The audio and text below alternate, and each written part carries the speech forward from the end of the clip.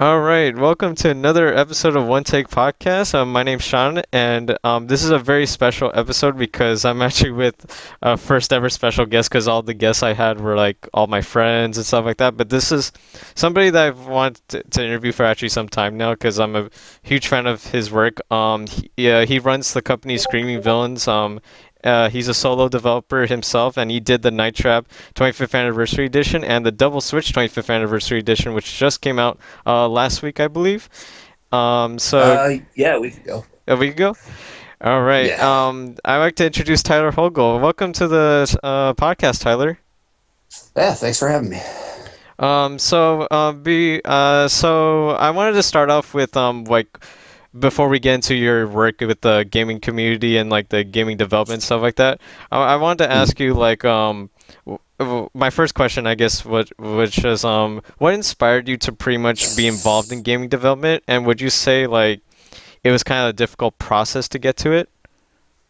Um, it was a combination of things. This is going to be a long story. Like a lot of these answers, Oh no, it's all good. answers are going to be long.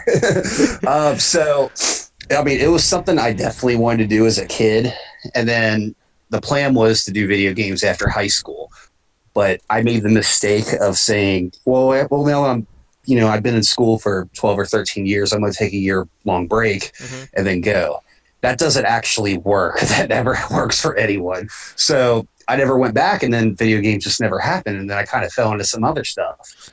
And then years later, around my 10th year high school reunion, I would say about a few months before that. I think it was when it was just announced, and then there was a thing going on Facebook where like classmates were randomly contacting you on Facebook because of the reunion and they hadn't heard from you in years and all that stuff. And a friend of mine who I was best friends with high school, we kind of lost contact after we graduated, and he was actually working in video games. He was working for Infinity Ward at the time, and Oh. just I think they had just they had either just released Modern Warfare 2 or 3 around that time. I can't remember which one it was Hmm. exactly. And I just outed my age, basically. but so he hit me up, and then he was all like, "Why aren't you doing in video games? You know, because you talked about always doing it in high school, and now I'm doing it, and I had no plans doing this." And I'm just like, well, I mean, that's a good way to make me feel like a degenerate, but Yeah. I don't know why that didn't happen that way for whatever reason. And then so over the next couple years, he kept really trying to push me into it. And then so then I was kind of stuck in like working at call centers at the time, which is a job you can get stuck in very easily. And then I got laid off from one, and then Ooh. so I was like, you know what, I'm gonna go ahead and give this video game thing a try. And then I came up with a really basic idea to start out with, had no idea what I was doing, and I just jumped in immediately and then heavily relied on YouTube and tutorials online trying to figure out what to do and how to do stuff. And then after like 2 or 3 months of not understanding what in the hell I was doing, it just made sense one day. And then I was like, okay, I got this now. And then just kind of went off from there, and then went full speed running through it. And then I know you asked another part of the question. I forgot what it Oh was. yeah. My other part of this question was did you find it a difficult process to get through this gaming development thing? Oh, okay. Um, yes and no. Like learning it is actually pretty hard at first because you're basically learning how to speak in a completely different language, basically. And then like I had some programming experience throughout the years from like doing websites and stuff like that. So I kind of had an idea of how it worked because it's not that much different. And then it's just different languages really. And then so I guess I was able to pick up on it easily, or it didn't take as long as I guess it does with most people. And then as far as getting to the point where I started doing stuff for like Sega, or not Sega, duh, like Sony and stuff like that, that actually wasn't as hard. Like I kind of figured out that getting into the gaming industry, that's one of those things that people think is a lot harder than what it actually is. I think it's because most people kind of have a goal in mind to where, oh, I want to work for this company like Rockstar, or I want to work for Sony, and they kind of have like these really ridiculous goals that they want to hit immediately, and you kind of got to set realistic expectations, which Hmm. is what I did.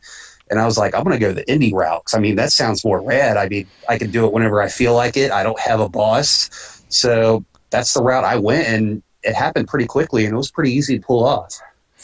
Yeah, the way I see gaming development as a whole is like I find it a very interesting process in a way because I've seen like a lot of documentaries like based off gaming developers. Like I've seen, I'm pretty sure I'm not sure if you've seen this, but I'm pretty sure you have. It's Indie Game the movie. Have you seen that by any Oh chance? man, that was a heavy motivator for me. Yeah, that movie was really really good, and it kind of went through like what people feel like when they when they develop games and stuff like that.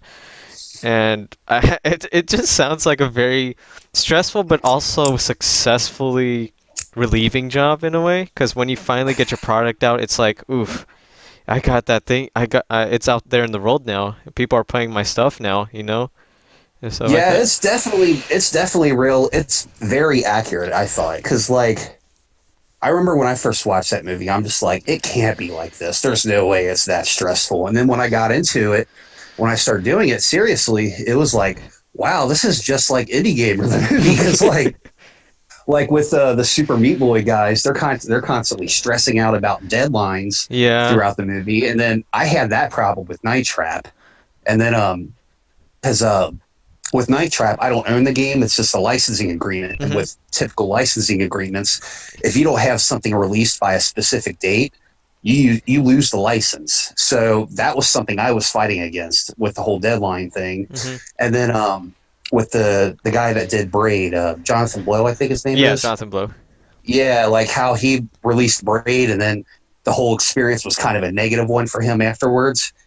I kind of felt that with me too, like with Night Trap, because like I don't know. It's weird releasing a game and everyone's playing it for the first time, and you kind of, I mean, it's something you should definitely be excited about, obviously, because I mean, you put all this time into something for everyone to play, but then when you release it, you kind of have this moment where you just fall into this state of depression because you're constantly worried that people are going to bash it or if it's going to break and stuff like that. So it's like a constant fear the whole like the first month or two. But yeah, the other guy, Phil Fish, with the legal stuff, I didn't run into Oof. that, thank God. So, Yeah, Phil but Fish. yeah, but What a yeah, for name the to bring most up. part, right? But yeah, for the most part, that movie is pretty. It's pretty accurate, and it's a good representation of being an indie developer. Well, seeing as how I'm talking to one right now, that I'm glad that it was an accurate representation because some stories like to be more fabricated than others, and stuff like Right. that. And I'm glad to hear from you that it's pretty accurate in a way. Oh yeah. Um, but are you like were you like happy with the reception that Night Trap has been getting so far, like since last Um. year? Yeah, for the most part, it was like I kind of fell into the trap of like trying to think how to explain this. So very in the very beginning, like when it first started, I'm like, okay, I'm doing Night Trap. This game is universally hated. Yeah. So I know that not everyone is going to like this game. So I need to always remember that because I'm making this game for a very specific audience. Hmm. But then but then the game was announced for the first time and it blew up on the internet, which I was not expecting at all. Yeah. So I was like, oh wow, these people are really into the idea of Night Trap coming out. Maybe they'll actually like the game. And then when it came out, it basically went back to what I originally thought, which was okay, only the very specific audience that likes these type of games likes it. Everyone else hates it, which I knew was going to happen, but I guess at some point I thought it was going to be different, which I probably shouldn't have done that because um, I think that was kind of the whole depression thing too. Like, oh, nobody likes my game, blah blah blah. But then at the end of the day, it's like it's Night Trap. I mean, not everyone's gonna like it. Yeah. So Yeah, of course. Like some people probably today will find it like cheesy or like yeah, and it is, it and I'm is. totally cool with that. I love cheesiness and honestly like that's because I knew Night Trap even before you announced this. Like I knew a Right. lot about it. Like I'm pretty sure you know about do you know the YouTuber Angry Video Game Nerd by any chance? Like, Oh yeah, yeah, definitely. yeah, because he did a Sega CD episode of it, and Hmm. he covered somewhat of Night Trap and Double Switch on that episode, and that's how I Yeah. kind of knew about the game. I eventually looked up like how it was, and honestly, I was like really fascinated by how it worked and stuff like that. Like, I can't even imagine back in the '90s, like just filming all that and then trying to sync it up once in a while here and there. They actually did that in the 80s. Oh yeah, sorry, that's right. Because I remember Yeah. watching in the documentary like they did it since like the prototype scene of the crime and stuff like that, which is also in the Night Trap 25th anniversary edition. Right. I unfortunately didn't unlock it yet. I've been trying so hard, but I can't unlock because I always miss that one guy, and I'm just like, oh no. Yeah. It's a difficult game, but it's really fun, like going through it again and again. Like same with Double Switch. Now, before we get into more detail into Night Trap and Double Switch, I actually wanted to ask, did you have like any favorite games growing up, and do you currently love any games that are on this modern generation? um, Growing up, I mean, I like most people, I was really into the original Nintendo Entertainment System, Hmm. and then after that, I got into once Sega Genesis hit, I became a Sega fanboy, like a super hardcore Sega fanboy, and then after that, like Sega started releasing a string of terrible systems like Sega CD, 32X, Saturn, and then I'm just like, this is terrible. Yeah. And then luckily PlayStation came out, and I've been hooked on PlayStation ever since. That's basically been my go-to system since PlayStation 1 came out, really. But Yeah. as far as favorite games go, if I had to pick, I would say on Sega Genesis, it's definitely Shinobi 3 and Vector Man. Oh, nice. On the original Nintendo, it's Blaster Master and Bucky O'Hare. I know Black Buster Master. I don't know Bucky O'Hare though, like that much. Oh, you need to play Bucky O'Hare. It's awesome. I should probably get into that then, look it up and see what it is. Did you have any like favorite ones in terms of like this modern console generation, by any chance? Um, I would probably say, um, probably Spider Man. Ooh, that was a really good game. Spider Man and Sonic Mania. Ooh, I played Sonic Mania on my Switch too. That was really a great game. Like great comeback for them. Sonic Mania. Yeah, Sonic Mania is so good. I was not expecting it to be as good as it is. Yeah, I'm currently also getting through God of War and Red Dead 2 right now. So like I've been just handling a bunch of games right now on my backlog. God of War I do have, but I haven't been able to finish it because I figured out very quickly when you start making games, you never have time to play them anymore. Yeah. So like with God of War, I played it for a few hours the day it came out, and I liked it, but I haven't touched it since. I just haven't Yeah. had time. And then Red Dead, I can't get into Red Dead. Like, I love Grand Theft Auto, but it's the whole Western thing. I'm just not into Westerns, and that turns me off immediately from that game. No, I get what you mean. Like I know some people, including my own brother, like he doesn't like westerns at all. So that's why he's Mhm. automatically turned off by Red Dead. Yeah, I mean, Uh, it's definitely a beautiful game. It's just, yeah. I don't like Westerns. Yeah, I get what you mean. I get what you mean by that. Yeah, and Spider-Man was one of my favorite games this year too. Like it was just so good with the open world and storyline throughout and stuff like that. Oh, yeah. Yeah, I played it. I went to E3 for the first time this past summer, Oh, and nice. they had a booth. They had a giant, massive booth set up for Spider-Man. And I got to play it for the first time there, and I'm like, "Holy, this game is amazing!" And then as soon as I got home, the first day I was back home, I went to GameStop down the street from my house and pre-ordered it immediately. Nice, man. Nice. Because I remember seeing the trailers for it at E3, and I was actually at E3 2017 when they showed off Oh, the right gameplay. on. Yeah, I was at I saw the gameplay for it, like when it premiered for the first time, and I was like, Mhm. holy crap, that looks so good. Because I'm a huge Yeah, Spider-Man fan. I'm a big Spider-Man fan. I watched Spider-Man to the Spider-Verse the other day, and that was an incredible film. So, yeah. What I liked about Spider-Man was like when you look at it, the first thing you immediately think of is Batman Arkham, yeah. obviously. But like with Spider-Man, they basically I feel like they took all the best stuff from Batman, Infamous, and Prototype and combined them all into one. Yeah. And that's not a bad combo. It's not. No, It no, no, really not at isn't. all. Not at all. I know it was Insomniac Games that did this one, and I remember Yeah. I played their previous game, Sunset Overdrive, and it honestly reminded me of Sunset Overdrive in some ways too. Like with the I never whole, played Sunset, but I did hear that a lot. yeah, it was really good. It was one of the more underrated Xbox exclusives in my opinion, because it kind of Mhm. just fell under the radar when it released, and I was kind of sad because I figured, oh man, people need to play this game more, but people were more into PS4 than Xbox at that time, so there wasn't a Yeah, lot. I think what happened was I mean, this is just a guess, but like from a fan's perspective, I think what happened with Sunset was like, Insomniac was typically looked at as like a PlayStation like third party studio Hmm. or like exclusive to them when I don't think they ever were really. They just happen to always make PlayStation games, and then they come out and do a surprise announcement for an Xbox game, and everyone's all like, "F you, Insomniac, I won't play it." Exactly. So that's probably what happened, but I could be wrong. I could also see it as a way like during that year when it was announced at E3, 2013, I believe. I remember when they first announced the Xbox One and the PS4 at the same time.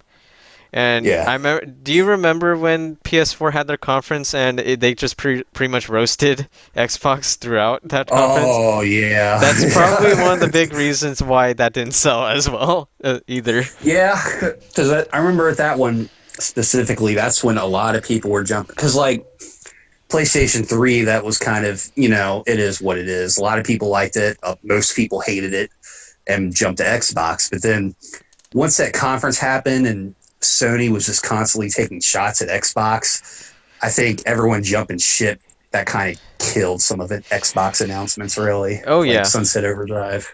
Yeah, I know a lot of friends that are like Xbox people, like they were 360 people over PS3, and they were like, Right. "I'm getting a PS4, screw this, man." Yeah. It was really hilarious, honestly, seeing their reactions. I didn't really mind either or. Like I was both fanboys of either console, even Nintendo.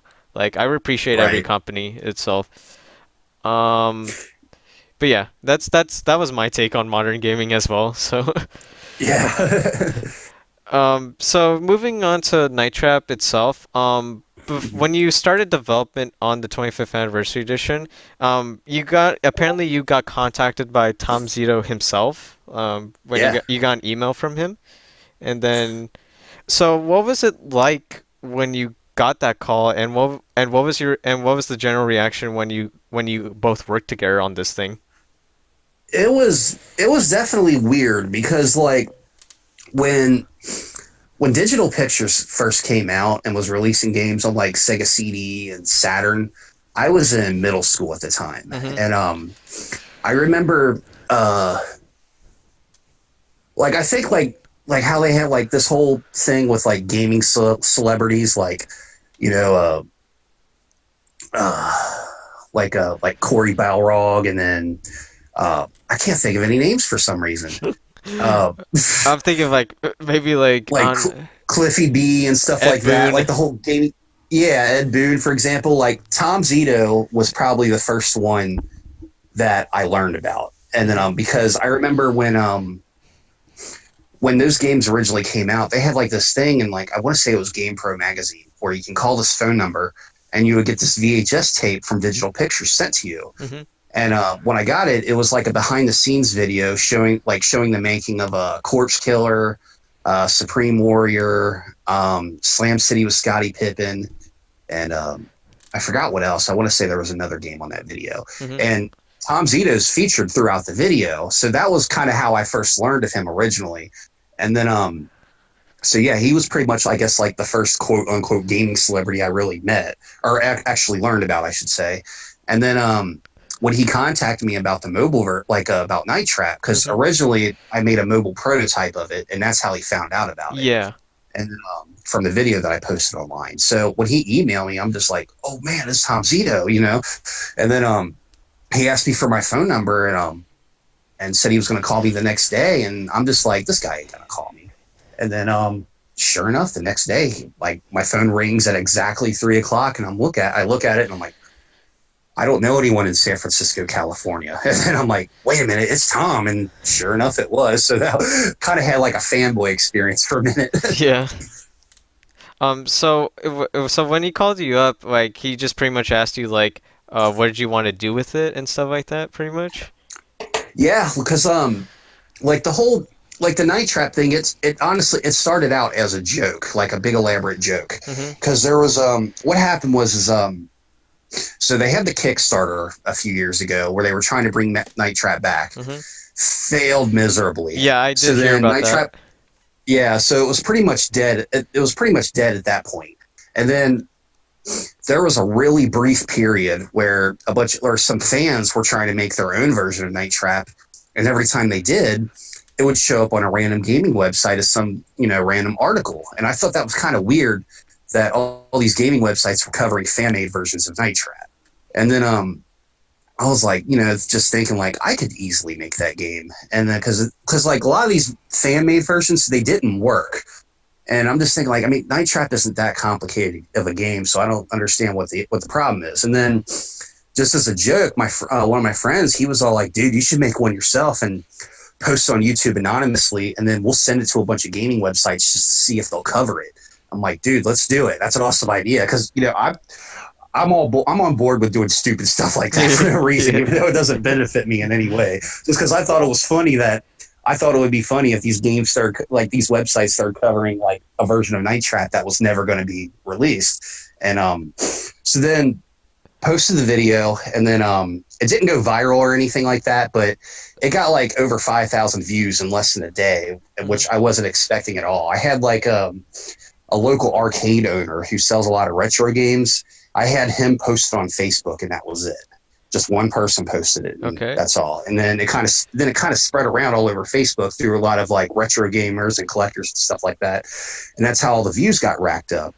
And then two gaming websites, fmvworld.com and segabits.com, they saw the video too, and then they immediately had questions. So Segabits, they contacted Tom Zito directly because they had his email address because they did an interview with him recently. Mhm.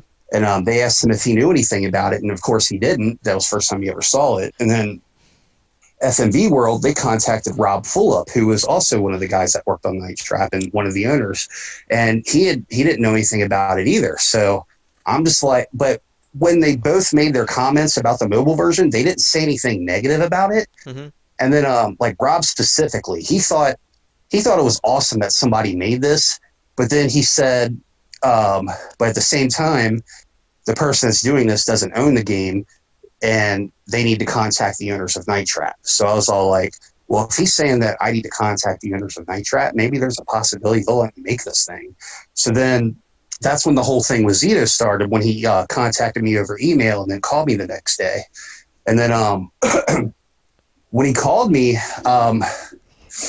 it was like only 12 hours after he first emailed me. So it was a very quick process. Mhm. And then when he called me, he was like, not even 5 minutes into the conversation, he was all like, "So what do you want to do with this?" And I just kind of blurted out like, "Well, if it's cool with you, I'd like to, finish it and release it officially." And then he's all like, "Awesome, let's get this going." I'm like, "Holy shit, are you serious?" Wow.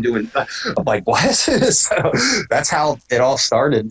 That's pretty incredible, man. Like just this here, like just a quick reaction from Tom Zito himself saying, like, let's get it out there, you know? Yeah, Tom, like he knew that a lot, like over the years, like at least 10 years, like Tom and then Jim Riley, who was the co-creator, writer, and director of Night Trap, they have always gotten emails from fans throughout like the years trying to from them asking for like an updated version of Night Trap with better video.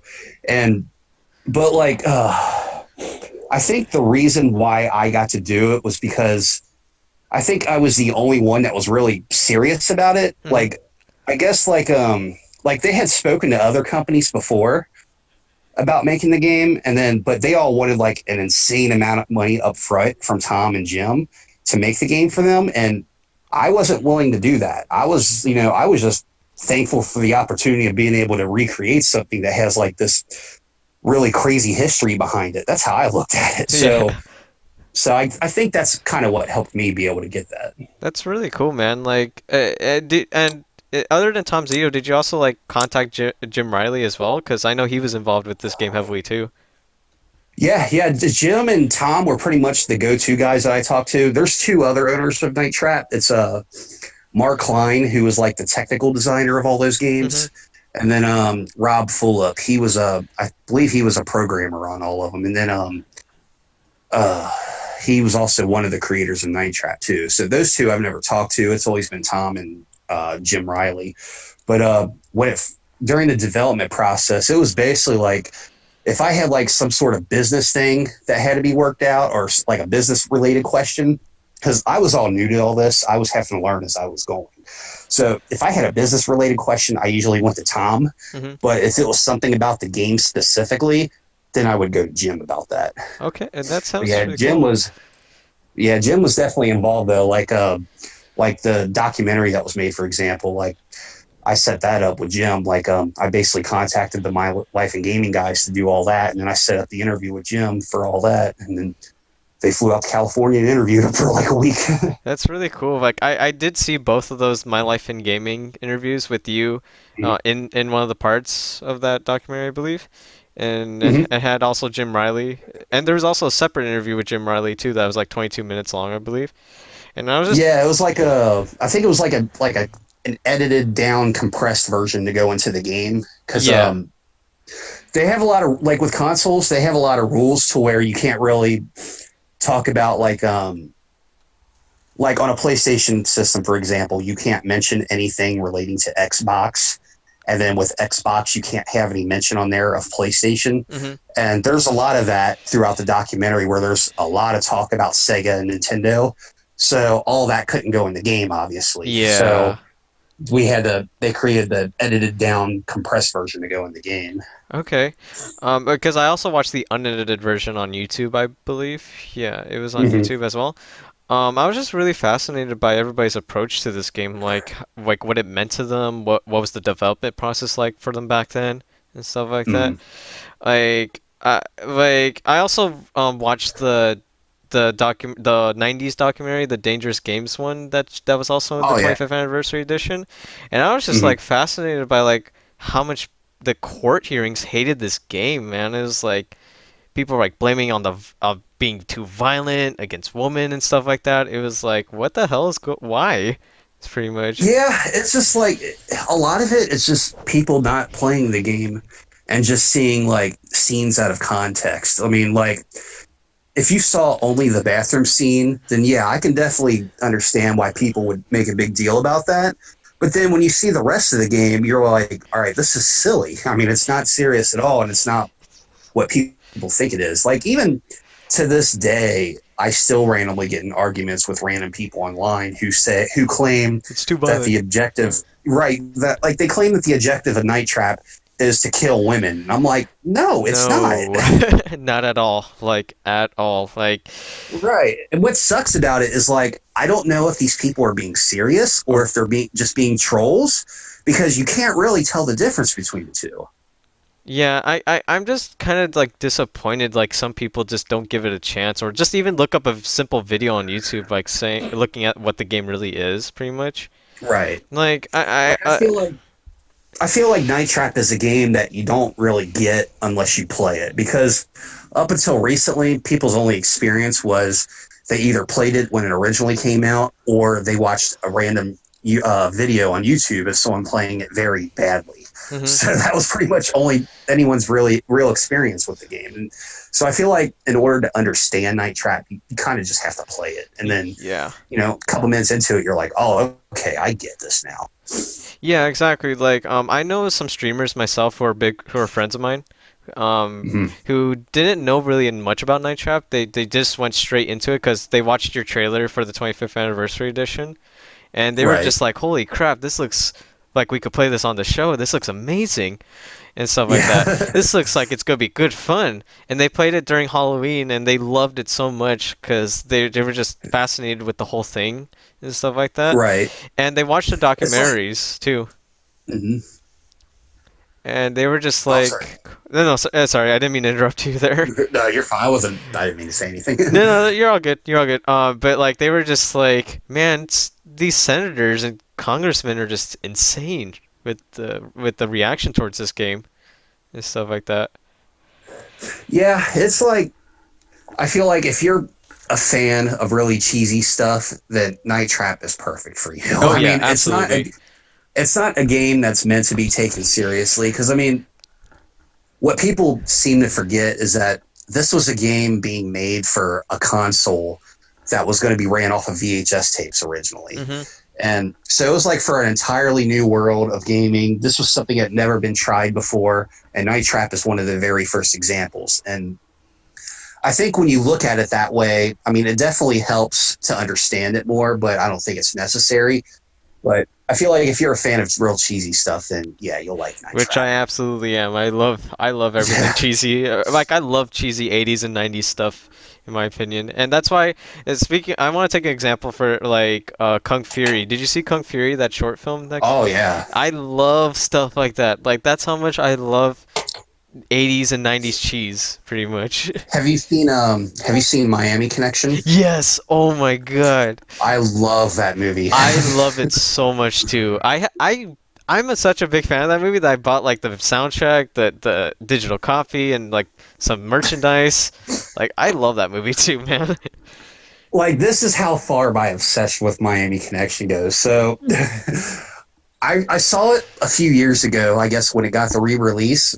But when I tried watching it, I was distracted by a bunch of stuff, and I'm just like. And then after I finished it, I was like, "Oh, it's okay. You know, I'll check it out again later." And then about a month ago, I randomly watched it again out of nowhere. I'm like, holy shit, this movie is amazing! Hmm. And I watched it 7 times in 3 days just because of how amazed I was by it. Yeah, I watched it so many times in a week that I was begging my friends like, you gotta see this movie, man. It's so good. That's what I'm doing now. I'm trying to get a bunch of people to watch it, and then they're all like, "That's just like," I tell them, the whole plot with motorcycle riding ninjas that deal cocaine going up against a rock band that does karate, and they're like, "What?" And then I show them the trailer, and they're like, "Dude, this looks amazing." I know. I love it so much. That's the type of cheese I'm into a lot, man. Yeah, So I wanted to get to my next question. So I wanted to bring up also the court hearings again, pretty much. There yeah, was a point in the documentary that a Nintendo representative actually came up and said this will never be on Nintendo console whatsoever, Night Trap, regarding Night yeah. I Trap. was president of Nintendo. Yeah, that was the president of Nintendo at the time, and then 2018, it's released on the Nintendo Switch. So, Yeah. what was your reaction when you got the approval to be on Nintendo Switch? um, Getting it on Nintendo Switch honestly sucked. It sucked Really? so bad. Yeah, because oh man. So so what happened with Nintendo was I got to rewind a little bit. So after the game was first announced, even before it was announced, I really wanted to get on Nintendo because at that point the game was already rated and it got a teen rating. So I'm just like, okay, it's got a teen rating. There's no way Nintendo's going to say no to this now. Hmm. And then so I was trying to figure out how to get it on Nintendo Switch. Constantly sending emails to Nintendo nonstop. All of them were getting ignored. Didn't get a response to any of them.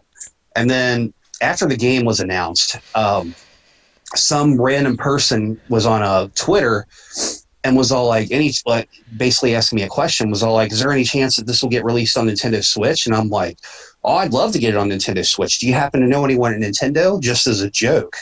And he was all like, "Oh, actually, you contact this guy." I'm like, "Oh, wow, really? That's it?" And Oh, then, wow. yeah, so I went to the guy's Twitter page that he linked, and then sure enough, it was an employee of Nintendo. And at the very top of his page on Twitter, it said, "Any indies interested in getting a game on Nintendo Switch, send me a DM." So I sent one and then got a response. I want to say it was like, it may have been that day, maybe the next day, somewhere around that. Okay. I know it was within 24 hours of sending it to him. And then he was like, yeah, congratulations on the announcement. We'd love to have this on Nintendo Switch. And I'm just like, hell yeah, I'm going to get Night Trap on Nintendo. So I'll high five. I'm all sitting there on my computer, high fiving myself and all this stuff. And I don't have anyone to talk to about this stuff because I got to keep all this stuff quiet. So Yeah. I'm all freaking out about it. And everyone's all like, I can't tell anyone about it. So then he was like, we would love to have the game, released simultaneously as, with the Xbox and PlayStation version. But if not, it's not a big deal. But we would definitely like to have this out by the end of the year. Here's my personal email address. Send me an email and I'll introduce you to the team. So I'm like, awesome.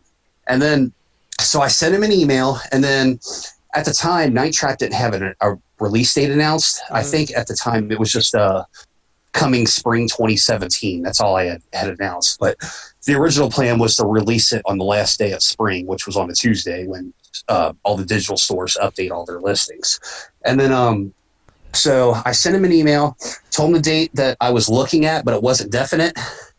And then I told him that if he, I'm not against the idea of releasing it at the same time as everything else. So I would happily delay all of the other releases just so we can get this on Nintendo Switch. Because to me, getting it on Nintendo was a bigger deal, than getting it on PlayStation and Xbox and all that stuff because their history. Yeah. So, after I offered delaying it and all that stuff, he sent me another email saying, basically said, due to the time frames that you're given, we're going to have to pass on this. And I'm just like, what the hell?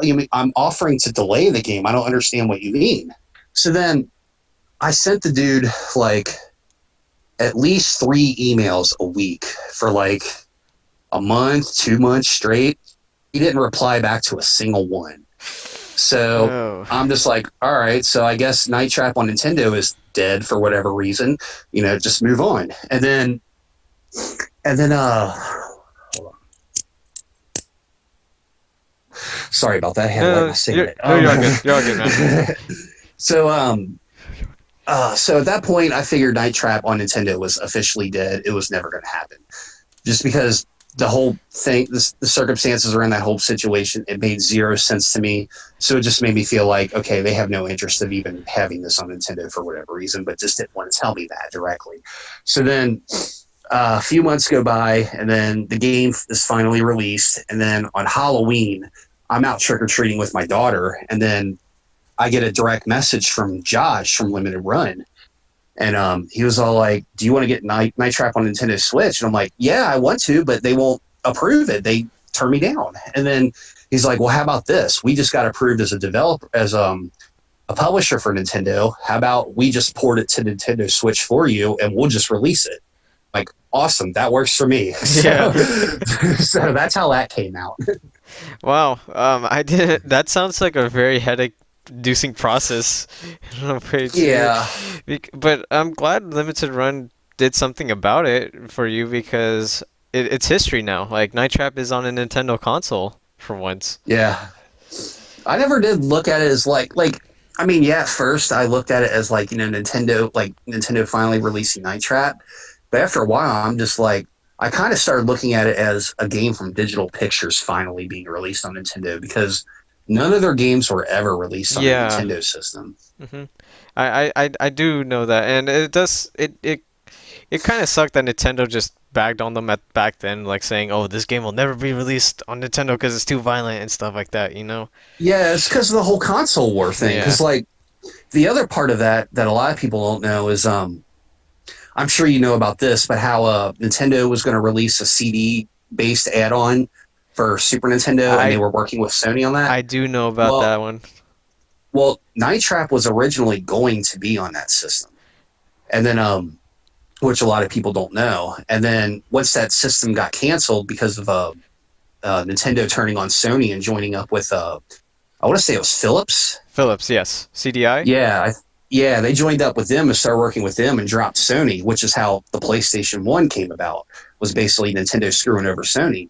But then, it was going to come to a Nintendo system originally. And then with that whole court thing, all that was just when you watch it, it's basically the console wars happening in a courtroom. Because, in the 90s, it was bad between Sega and Nintendo. Yeah. They were really at each other with that whole thing. And then when you watch the whole thing, it's like, well, like the guy from Nintendo, he's like, well, Sega does this, and then he'll name off some random game or whatever, and then Sega's like, well, Nintendo has this, and then they pull out the giant, I guess that I forgot what it's called, but the giant gun peripheral that Nintendo Oh, had. Super Scope. Yeah, super scope. So they're basically trying to take cheap shots at each other the whole time, trying to, point out what the other is more offensive than the other. And then Night Trap kind of got dragged into it. And part of the reason why that did was because Nintendo actually had all the footage for Night Trap because of Night Trap originally being planned for their CD system. So Nintendo had access to all of that, and then they just showed up with it at court one day and was all like, well, Nintendo or Sega has this. They have a game where you attack women, and that isn't what it was. And then, of course, when you show that scene to a courtroom filled with people that are like in their 40s and 50s, they're immediately going to freak out about it without seeing the rest of the game. And then one thing, like, you can actually hear this when you watch the video, like Joe Lieberman, he was the guy that was kind of leading the whole thing. Mm-hmm. He's up on at his podium, and he's all like, well, we spoke to Tom Zito from Digital Pictures, and he declined to attend this hearing. And then in the background, you can hear Tom go, actually, Senator, I'm right over here. So they were purposely trying to keep them quiet at that hearing for some reason. I thought that was that's pretty silly. Yeah, I saw that part of the Dangerous Games documentary, and it was like Zito was there actually at the courtroom saying, "I'm actually here. Yeah. I want to disclose what this game's about." And then he was like, "You're out of order. You're dismissed." Right.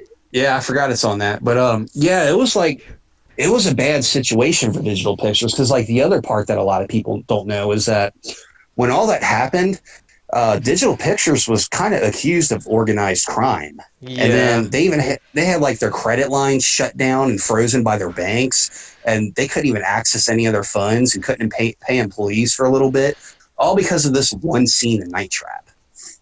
Yeah, it just sounds like a big mess up for all of what happened back then. Yeah. But now that Night Trap's on a Nintendo console, I guess history is rested now in a way. Yeah, it's cool, but at the same time, I mean, it kind of does take away some of the mystique behind Night Trap because Night Trap, I kind of looked at it as like the urban legend of gaming, to where people are all like, "Oh, have you ever played Night Trap? It's got this stuff in it that you're not supposed to see." But then when you play it, you realize it's not true. So I think with it getting a teen rating and then finally getting on Nintendo, I think it did kill a little bit of that. But it's a very tame game eventually. Yeah. It's tamer than like stuff like Are You Afraid of the Dark from Nickelodeon, even like. Right. But what's weird, another weird thing is like, so we had I don't even think I've told this story before. So when we had to get the game rated, when you get a game rated, you have to do they have a short form and a long form process.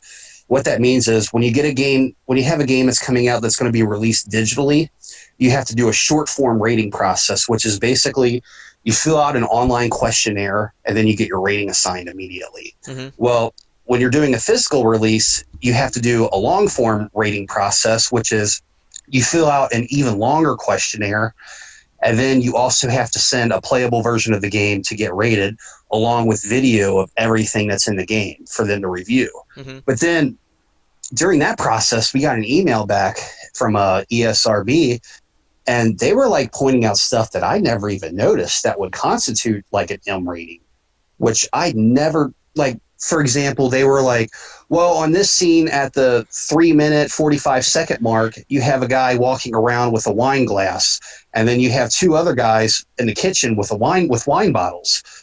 And they thought it was alcohol. And I'm just like, no, they're drinking blood.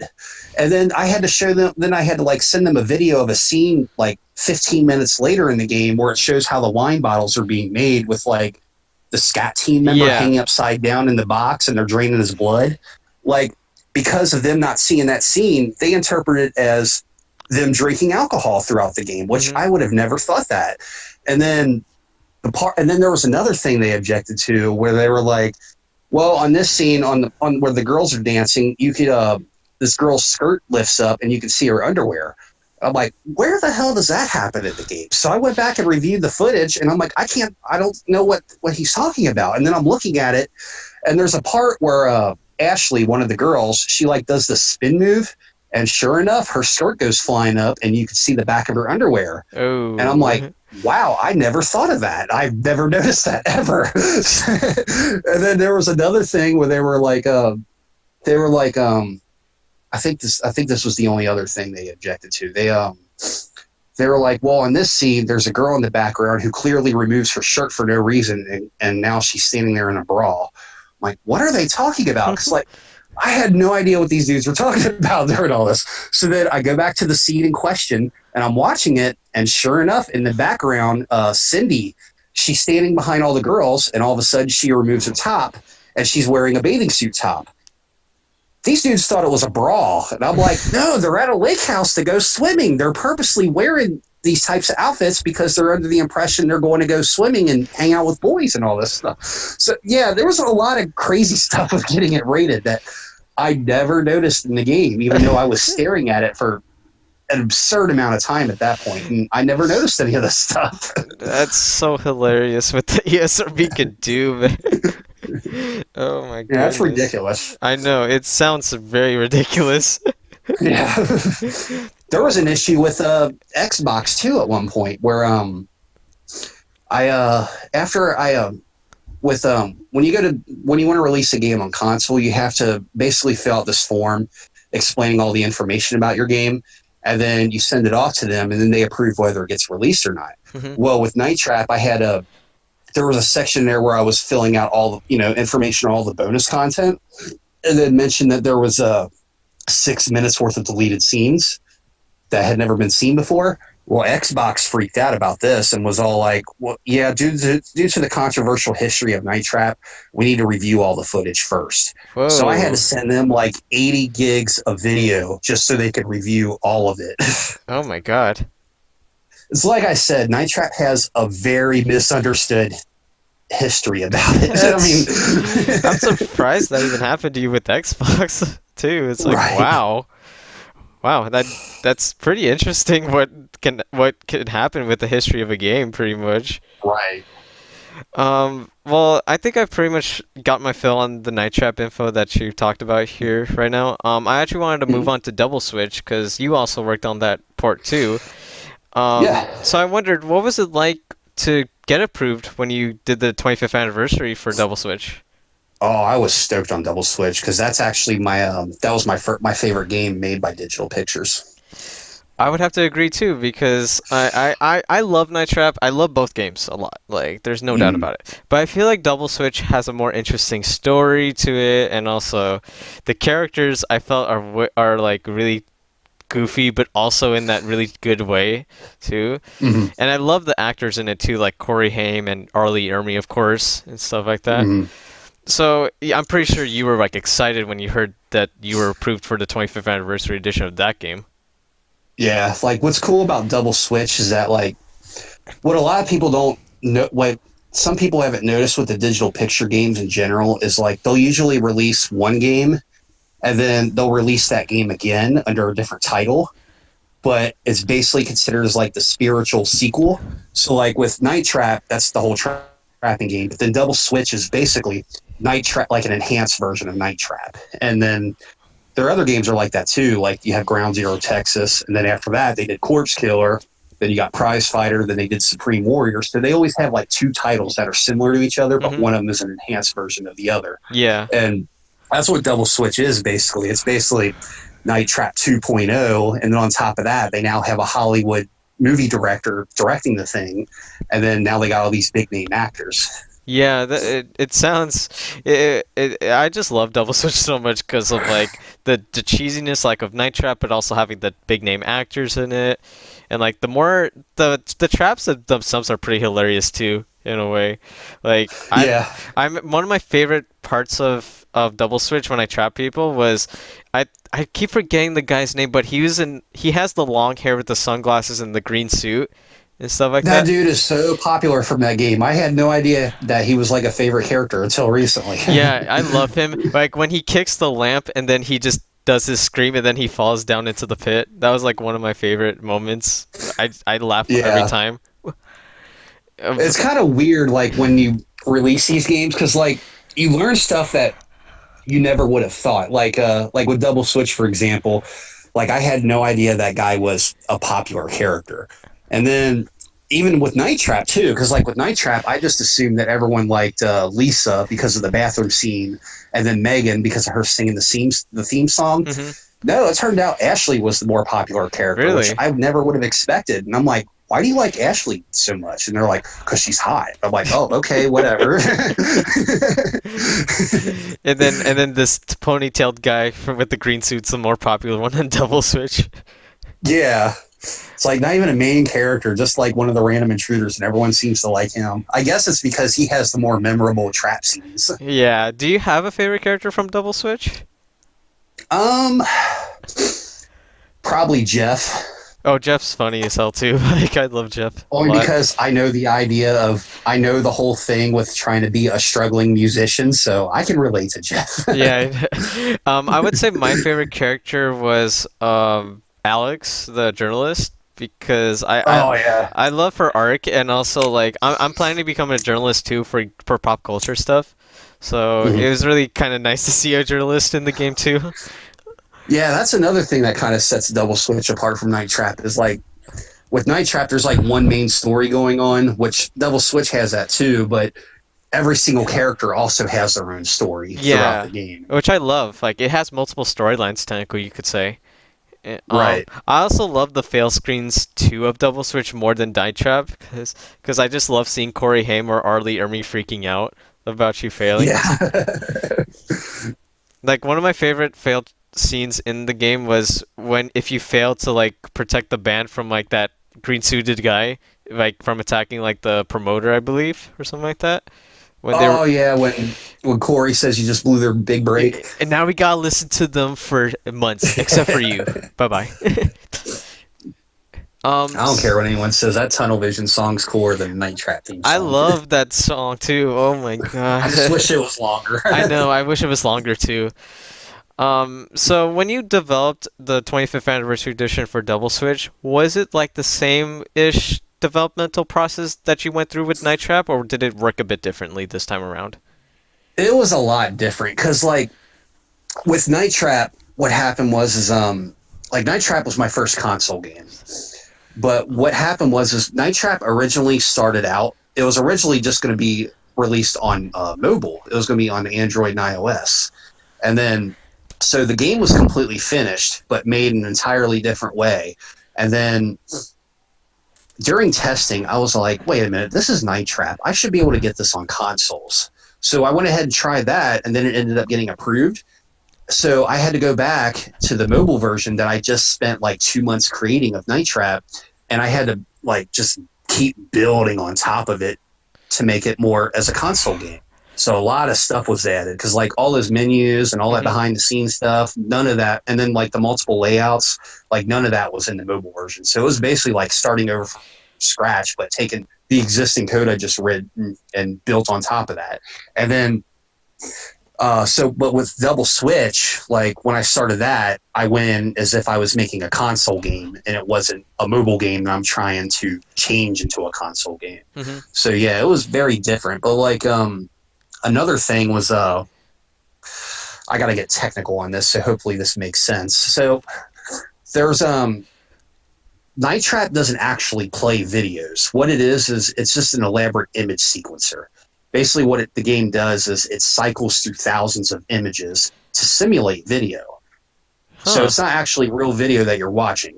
Because the reason it was done that way was because there's a video player built into PlayStation and Xbox too, but it wouldn't work with Night Trap.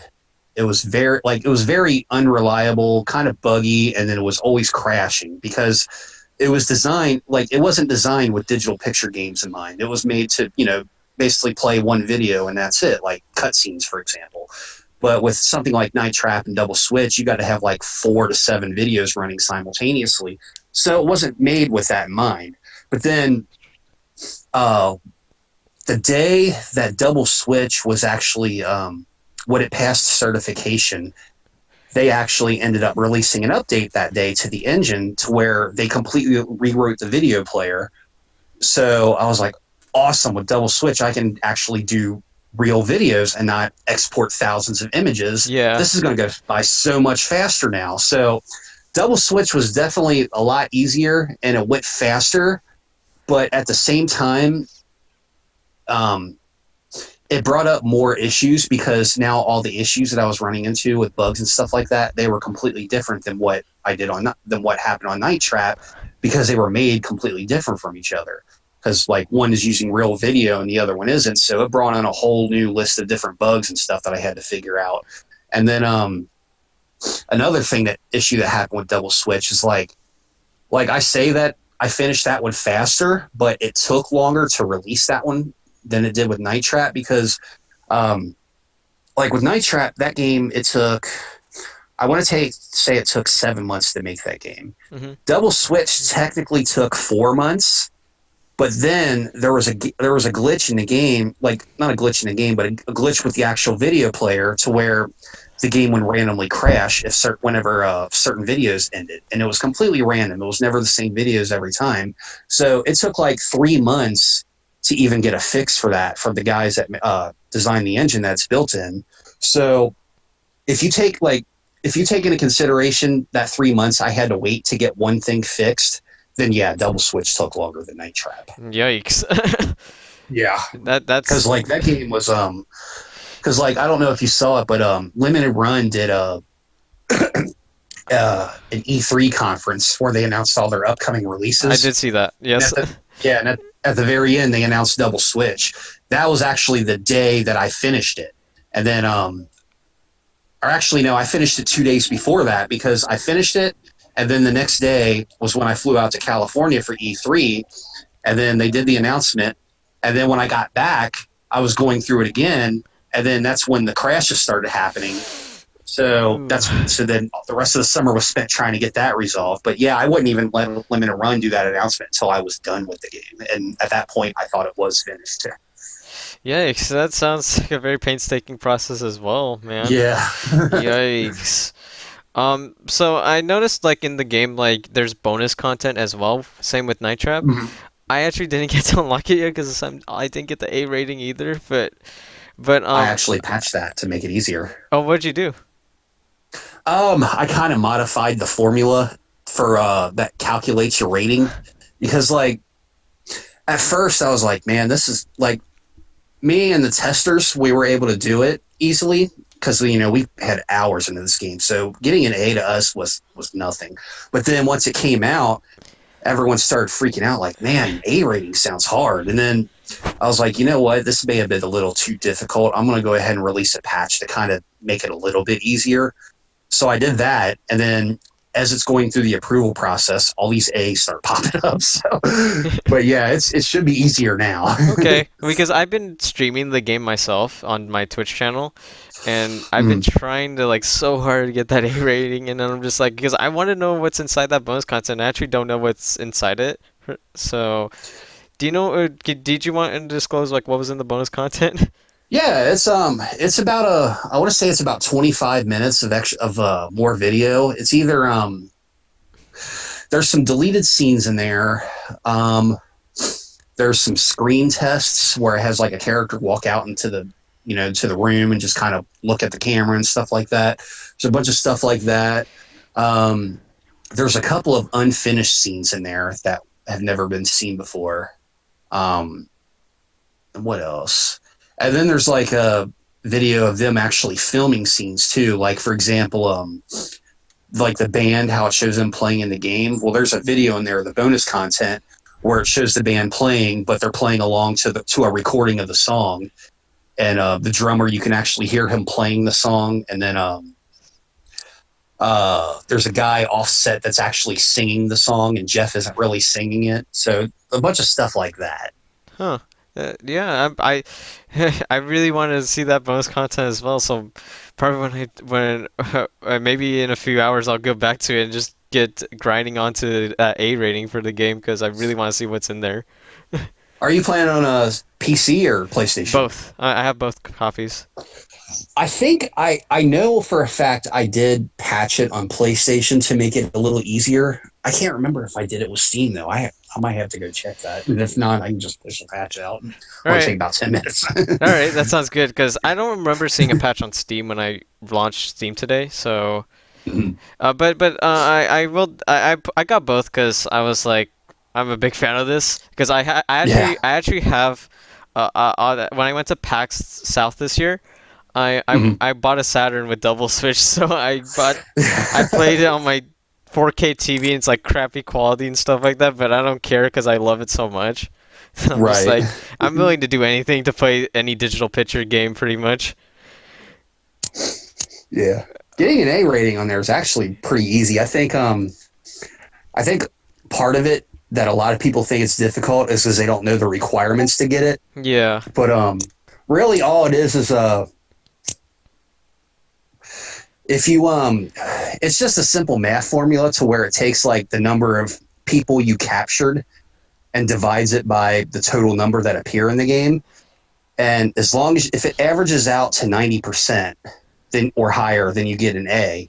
But you also get bonus points awarded too. So if you get through the whole game without getting a game over or without trapping someone you're not supposed to, then it awards bonus points at the end. So it makes it a little bit easier. I think before the patch, if you were to get through the game by capturing 29 people, or no, not 29 people. If you got through the game and only missed 29 people, and then you got both of those bonuses, then you would get an A. Okay.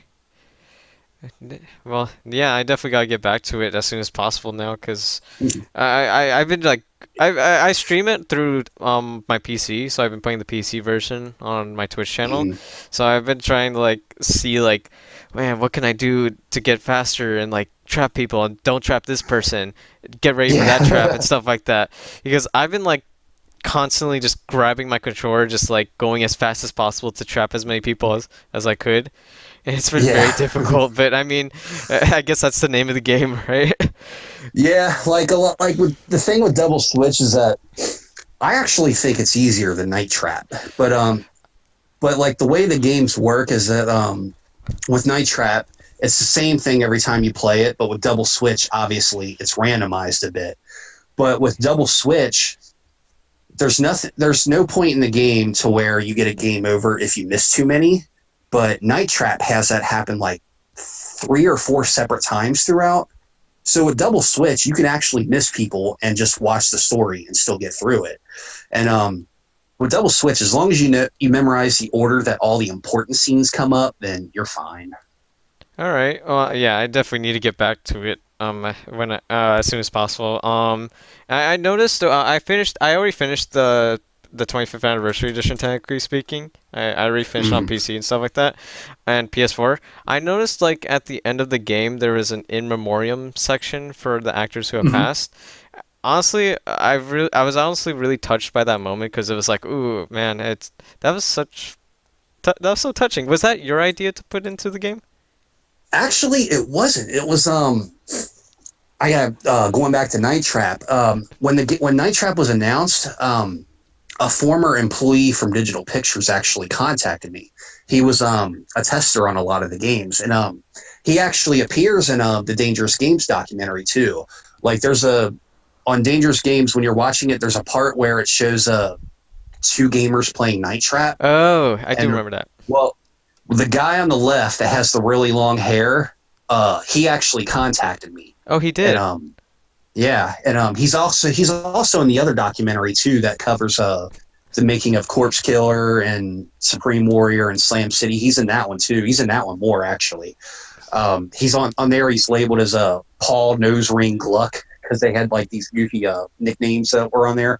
But yeah, when he contacted me about a Night Trap, that's when he asked me for my phone number and he called me and we talked on the phone for like 2 hours and he was just telling me a bunch of crazy pictures, like a bunch of crazy digital picture stories and stuff like that. And then he actually suggested the idea of putting something like that at the end of Night Trap because of Dana Plato and then I can't remember his name, the Is guy that plays John Victor Martin, Carmen the father. something? John Carmen? John John Kamal something. I can't remember. Yeah. But yeah, those two had passed away, and then he was all like, "You should put it in memory of section in the credits where it lists them, and then lists all these people too." And he gave me a list of names that were like key people with digital pictures. Like one of them was Ken Melville, who he was the guy that was behind Sewer Shark in Ground Zero, Texas, and he Oh. was also one of the founders of Digital Pictures too. And then, but when I did that, the game was already finished at that point, so I kind of just had to just quickly insert it in there and just stuck it in the credits as like this small thing. And then with Double Switch, it was like, man, like playing it, I'm like, man, there's a lot of people in this game that aren't with us anymore. And then because like I didn't realize it, but it was like 6 or 7 people that are in that game. And then so I was like, well, I'll go ahead and do another section at the end of the game to where it lists all those people. And then I just kind of took that original idea and expanded it, and had like different scenes and stuff where it shows each one. Yeah. So yeah, that all started with him. That's pretty cool, man. Like, I never thought of one of the people in the documentary would suggest that to you in a way. Yeah.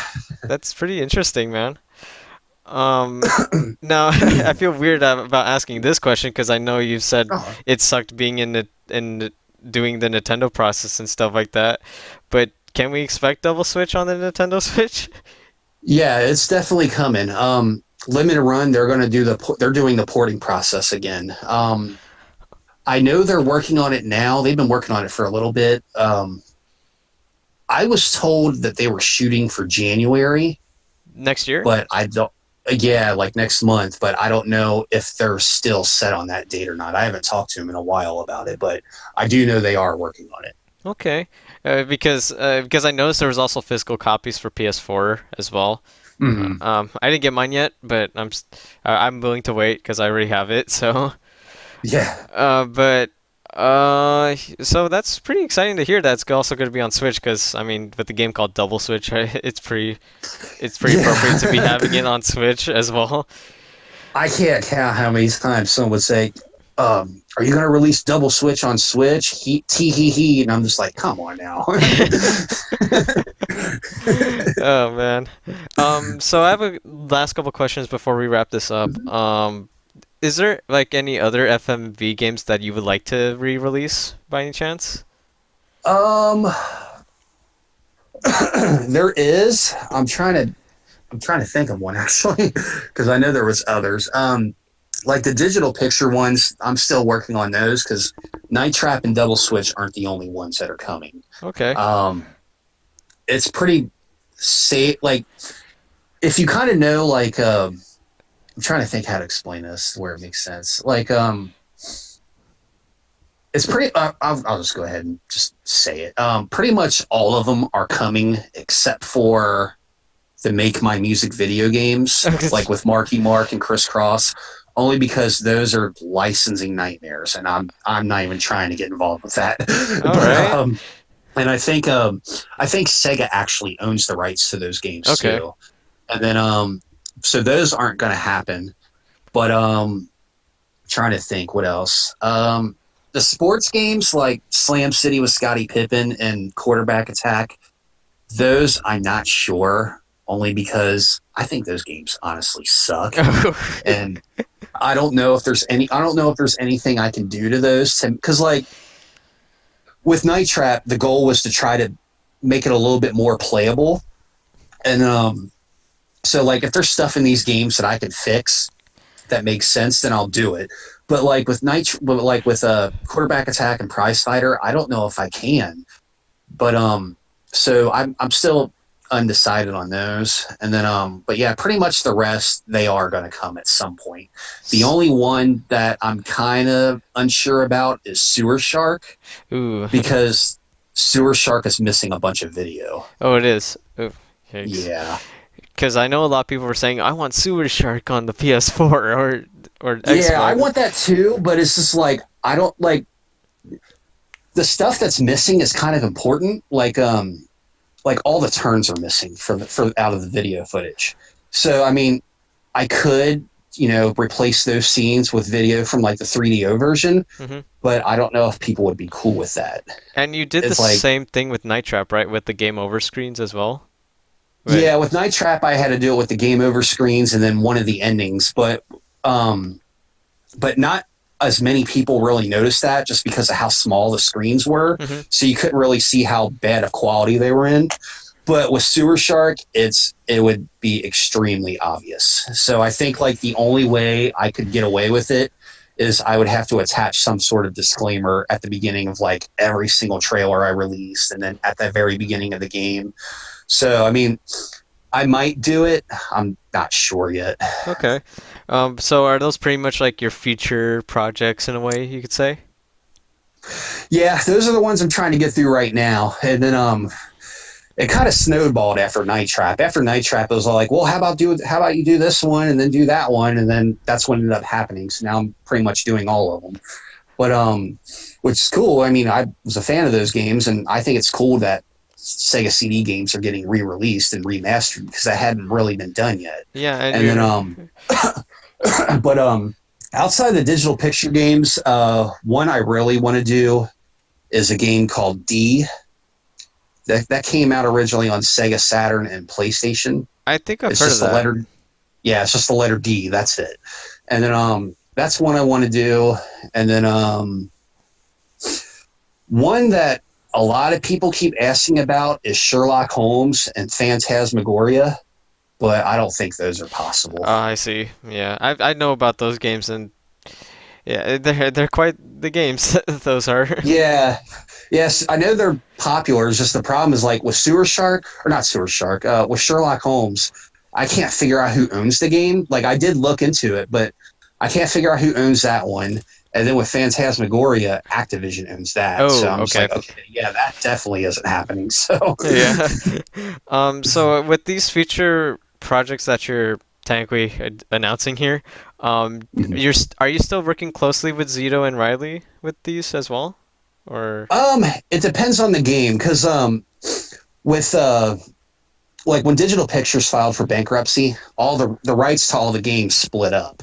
So Zito, he actually owns like 3 of the games, I think. And Jim Riley, he only owns Night Trap, and that's it. He doesn't have any ownership oh, in any okay. of the other games. And then the rest of them, like Double Switch, for example, Zito doesn't have any involvement with that because he doesn't own that one anymore because I see. it was sold off in bankruptcy court. There was the company that owns Double Switch, the one they appear at the beginning of all the trailers, Flash Filmworks. Yeah. They're a visual effects studio based out of Hollywood that does like all the special effects for a bunch of big movies and stuff like that. And the guy that started that company, Bill Mesa, he was actually the director of Maximum Surge, which was a digital pictures game that was being made when they filed for bankruptcy. So the game was never finished and it was never released. And then during the whole bankruptcy thing, he bought the rights to as many games as he could. So that's how he owns all of those. Okay. Well, that sounds. Yeah, I did notice Flash Filmworks was in the beginning of the credits for Double Switch as well. So that's pretty. I just find it fascinating that you have to go through like all these like companies to like get the rights to re-release all these games pretty much and stuff like Yeah. that. Yeah, luckily it's only 2 people right now. So, but once I start branching off and doing other stuff, it's going to be like, oh man, this is going to suck trying to figure all this out. Yeah, man. But I think that's pretty much all my questions I have for you. I want to thank you so much for taking your time to be on this podcast because Oh, yeah. I've always wanted to talk to you. Actually, I think I might have messaged you on Twitter a few months back, but I never got a reply. But like but I understand you're working on all these games and stuff like that. It's a painstaking process from what you're describing, of course. I Uh, try to respond to everyone. If it was a few months ago, that was probably during the time where there was a period where I disappeared from Twitter because there was a lot of people that were driving me nuts with oh, really? Night Trap on Xbox because it still isn't released on that yet, and that's a whole other issue. And so people were constantly harassing me about that, and it's like I can't answer these questions because they're all under a non-disclosure agreement, hmm and that was really driving me nuts. So I disappeared from Twitter for a little bit because of that. No, you're all good, man. Like I completely understand, hand. But I just wanted to interview you because I'm such a huge fan of your work, what you did with these re-releases, and I want to thank you for that, Thank you. for bringing Yeah, it into the more newer generation of that they can play these games now and stuff like that. yeah, Uh, thank you. so I usually ask my guests, where can they find you on social media? So, where can they find you on social media, Tyler? Um, Twitter, of course. I know the company is it's just at Screamingville, VILL. Um, I think my personal one's just my first and last name. I can't remember what my Twitter handle is on that. I Yes. guess it's just, I think it's just at Tyler Hogle and no spaces or underscores or anything like that. But yeah, they can find me there. Um, Facebook, of course, there's a page for that on there for that. Let's see what else. I have an Instagram account, but I've never posted anything on there. Um, and then the website too, screamingvillains.com. That's got everything linked on there. Okay, I'll definitely link those, all of those, what you said, to the description of the video as well. And yeah, thank you so much for taking your time to come to this podcast. And I really look forward to what you're doing to next as well. Thank you. All right, and that's it for the One Take podcast. Subscribe to the channel if you want more episodes. Definitely check out the previous episodes if you liked what you saw here. And I'll see you guys next time. Goodbye, guys.